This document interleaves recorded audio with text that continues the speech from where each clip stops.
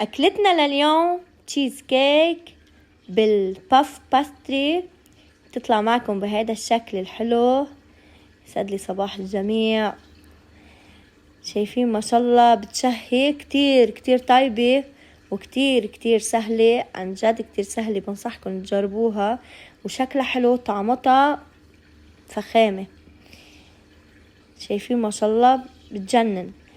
بدنا أكيد باف باستري، بنحط عليهم ندهن الباف باستري بمي، هيك شوية مي، بنحط عليهم سكر، بنحطهم بالفرن على درجة حرارة 180، النار من تحت لمدة تقريبا 25 دقيقة ليتحمصوا.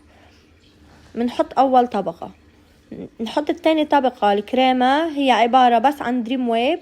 حطوا علبتين من الدريم ويب، اوكي، يعني 4 ظروف من الدريم ويب، مع لكل ظرف دريم ويب بتحطوا كوب من الماء الباردة، تخفقون بالخلاط. هاي بتكون الطبقة الثانية. الطبقة الثالثة هي الفريز.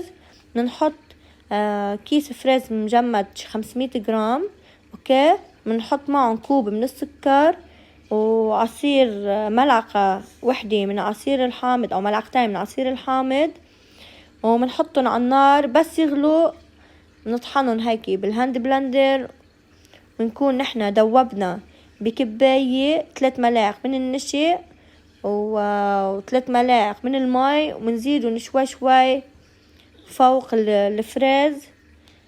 بس يشدوا عنا الفريز بنخليهم على جنب ليبردوا، اوكي.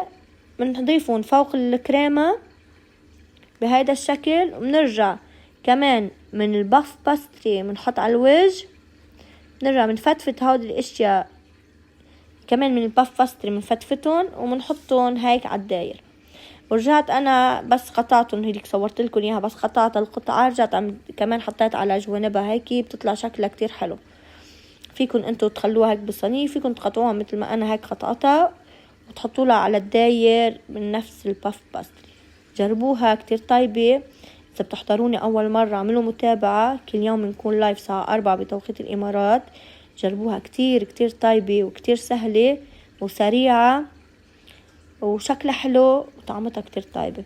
أوكي، اعملوا لايك للفيديو، ما تنسوا اعملوا لايك، اعملوا شير، اعملوا كومنت، وجربوها.